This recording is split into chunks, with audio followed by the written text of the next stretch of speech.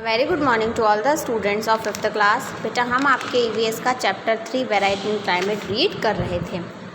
Lastly हमने distance from सी तक read कर लिया था।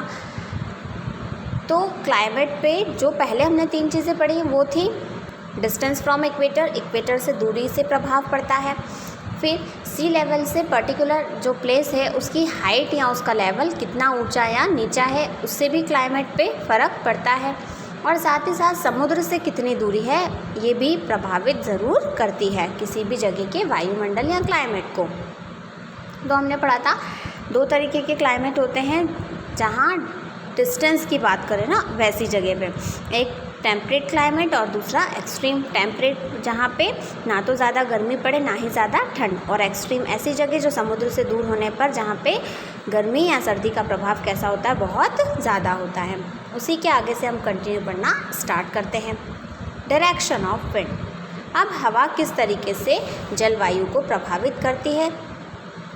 विंड का मतलब क्या होता है? हवा। The direction of a wind also affect the climate of a place. किसी भी जगह के क्लाइमेट को, किसी भी जगह की जलवायु को जो हवा की दिशा है वो भी प्रभावित करती है। The wind blowing into the land from the sea are loaded with water and help to bring rainfall while the wind blowing from the land toward the sea is dry and does not bring rain।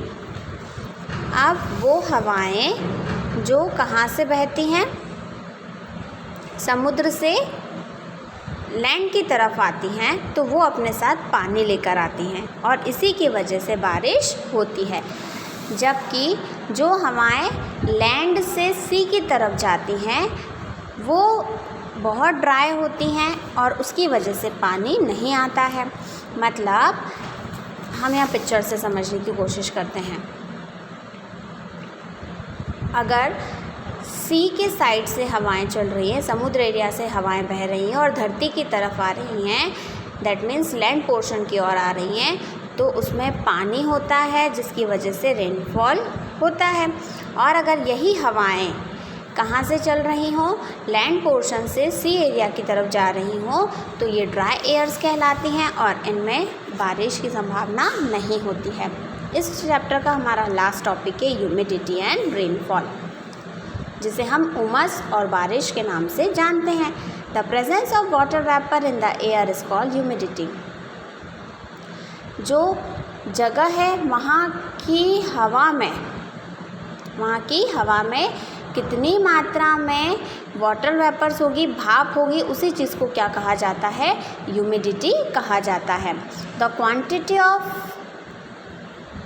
Humidity और the presence of water vapour in the air affect the climate of place. तो हवा में water vapours का होना और कितनी quantity में है ये अफेक्ट करता है पर्टिकुलर जगह के क्लाइमेट को। The wind blowing over the seas और the ocean increases the quantity of water in the air of a place. वो हवाएं जो कहाँ बह रही हो, समुद्र पे ऊपर की सतह पे बह रही हो, तो उनमें वाटर की क्वांटिटी कैसी होती है? ज़्यादा होती है।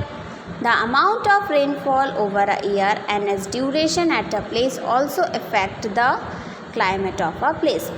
तो पर्टिकुलर जगह जहाँ की वायु में क्या है, वाष्प बहुत ज़्यादा है, वाटर वेपर ज़्यादा है, तो वहाँ एंटायर ईयर कितनी क्या रेन होगी, तो और वो वहाँ के क्लाइमेट को भी क्या करेगी? ज़रूर अफेक्ट करेगी। तो रेन डिपेंड्स ऑन ह्यूमिडिटी।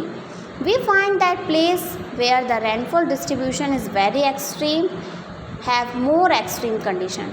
वो जगह जहाँ पे रेन डिस्ट्रीब्यूशन ज़्यादा होता है तो वहाँ की कंडीशंस जो होती हैं वो भी बहुत ज़्यादा एक्सट्रीम्स होती हैं। दस this is the reason that a factor at different place being different also affect the climate. अब यही कारण है कि हर जगह का क्लाइमेट पर्टिकुलर जो पॉइंट हमने टोटल 5 पढ़े, इन पाँचों पे क्या करता है? क्लाइमेट डिपेंड रहता है या क्लाइमेट इन पाँचों से क्या होता है? अफेक्ट होता है पर्टिकुलर जगह का।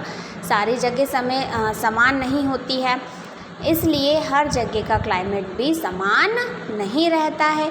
ये 5 पॉइंट जो हैं, distance from equator, height from sea level, distance from sea, direction of the wind और आखिरी है हमारा ह्यूमिडिटी एंड रेनफॉल। तो ये पाँचों अफेक्ट करते हैं पर्टिकुलर जगह के क्लाइमेट को। आपका ये चैप्टर यहीं पे फिनिश होता है। आप में से अगर किसी भी बच्चे का ये चैप्टर या स्टार्टिंग से पोर्शन छूट गया है तो आप लोग स्कूल के चैनल पे जाकर उसे देख सकते हैं।